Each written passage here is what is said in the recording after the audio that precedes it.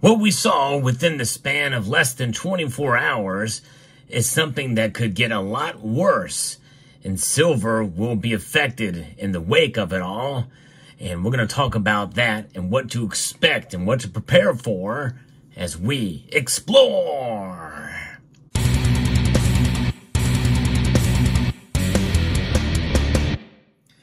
It was a wild ride over the last 24 hours. It all began just as I was ending my Sunday Night Market Watch live stream. In fact, I love the members of the community that join me there because sometimes I get some breaking news alerts and something that I had not seen wake up on my app that showed the Nikkei. But a member of the community said that it had fallen sharply. I didn't see it at the time, but the Nikkei, the Japanese index, has actually fell more than 12.4% since then. It is a massive drop. In fact, the Dow Jones, they're saying, fell over 1,000 points. In fact, here I'm reporting just moments before the markets close. It is down 1,076 points right now. And they are saying that that's the biggest intraday drop ever for the Dow Jones Industrial Average, which means this could just be the beginning of something worse. However, trading platforms basically, quote, crashed, although I think it's quite a coincidence that they all kind of crashing. So many different ones of them crash at the same time, preventing you from removing yourself from your positions. Because if that hadn't happened, it would have been worse. It just goes to show you that there's some fixed and there's some rigging going on. I don't think that's very conspiratorial to say. In other words, you're stuck where you're at, which is why I don't have a lot of positions in the stock market. One of the reasons. But you know, when it all boils down to, if you're holding silver, your position has not changed. Yes, your price position may have changed, but you all don't realize those losses until you sell. And that's part of the preparation we're going to talk about here. But let's get into it. I'm going to re-reference an article here from FX Street that says that silver could face a bloodbath. The fears of a global slowdown intensify now. In fact, what is happening in the silver markets now? Well, I did an emergency report this morning about where gold and silver were and the massive drops that they saw. We have seen some recovery after some bargain hunting that took place on the platforms where people were buying, smartly so, but now it's starting to mitigate some of those losses now. Gold down 1.42%, down $34.80 now, back above $2,400 now, $2,409.30 as I record this video. Silver is down 4.75% now, down $1.36. A pretty big drop, but it was down almost $2 when I reported this morning. It's now back above $27, $27.30. What was the low for gold? $23.60 in that span of 24 hours. That's pretty big, but gold holds its own. It got hit the least of the metals, which is why one reason why I've kind of been focusing more on gold since about 2017, because it's a more safe and stable store of value in these turbulent markets that we find ourselves in now. Silver got to a low of $26.45. Yeah, crazy. Blew right past my predictions of the low for the summer months, but this is something unique in that it's a massive market drop. And they are nervous, no question about that. Now, the white metal, silver, as they call it, I kind of don't like that terminology. Silver is silver. It has a silver color. And nosedives to an almost 3-month low as fears of a global economic slowdown has intensified after a string of U.S. economic data indicating that the nation is moving towards a recession. It's how they interpret that data, and now the panic kind of is beginning. Keep in mind, no one's talking about the commercial real estate crisis, which is still looming, which could spill over into the residential crisis as well. And the world markets reacted before the U.S. markets even opened.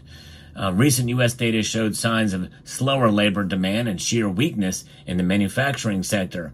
The U.S. unemployment rate rose to its highest since November 2021 at 4.3%.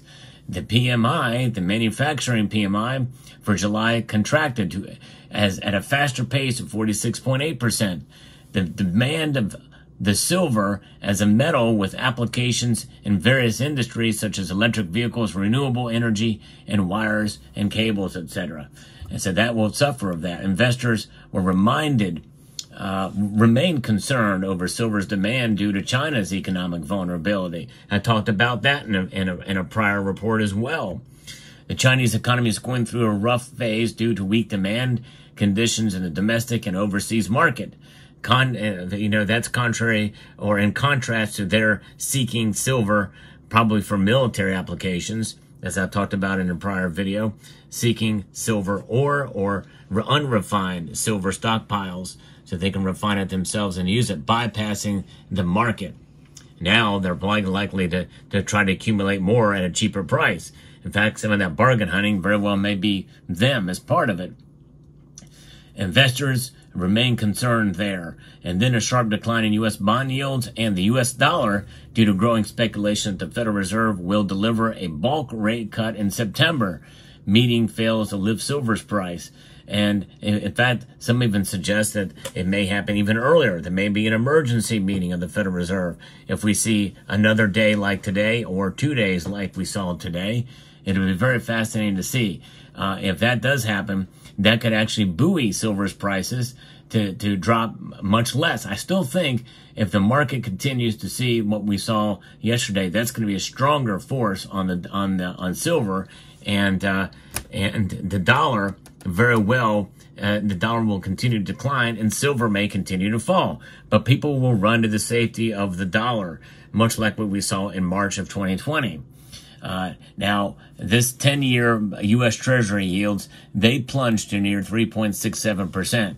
That's bad as well. The U.S. dollar, which tracks the greenback's value against 6 major currencies, plummeted to more than an annual low of near 102.6. I think in some cases, my report on Saturday about the piece I missed about the dollar index was probably likely the impetus for some of this as well too. People losing faith in the dollar, people losing faith in precious metals right now. But I don't know. It's everything is suffering right now except for oil. Oil is actually up right now. It's kind of an interesting thing to see here. But wow, so many things and so many factors that weigh into this here today. It'll be very fascinating. Now I have here this currency, this piece of currency, the dollar. What we're seeing now could be exacerbated by the weakness of this. Not only weakness compared to the 6 other currencies, but weakness in its value proposition. We have inflation as another cog in the wheel of this madness that we find ourselves in today. And that means that things could get really bad. Now, I don't want to necessarily predict doom and gloom here, but there's no mistaking what happened today was historic on multiple fronts. The Nikkei alone is bone-chilling what happened there. And the Dow Jones Industrial, if what they say is true, is tumbles 1,000 points in one day, and we've not seen that before. That's big. And the trading day is pretty much over now. And so what does this mean? What happens overnight? What will the world markets do? Will there be attempts to prop up those markets? Because if not, man, it's going to be a nerve-wracking day tomorrow. But notwithstanding, silver could get a lot worse. What does that mean? I'm talking silver could push back down to near $20 an ounce, maybe even less than $20 an ounce through something like this. And that's very consistent with what I've said before. Yes, I know we got up to $31, $32 an ounce, but the bets are all off the table, especially with what happened in March of 2020. This time it's for a different reason, much more serious in terms of that all the markets, all the businesses, and everything is open right now. So if it happens, it's something that's going to stick for a while, and that could lead to a panic. It could lead to a panic. That is not out of the realm of possibility. But when we hold silver, we're not panicking. When we hold gold, we're not panicking, because we measure our wealth in ounces, not dollars in this case, when we have our precious metals. Yes, we do have dollars as well too, but I'm just saying that silver and gold, they maintain their physical properties, and they also maintain their value proposition, which is something that extends beyond price. This is why we hold them. And yes, we're going to see silver potentially get hurt a lot more. But this is the time not to sell. This is the time to prepare, because on the other end of this, on the other side, silver's going to come out shining. No question.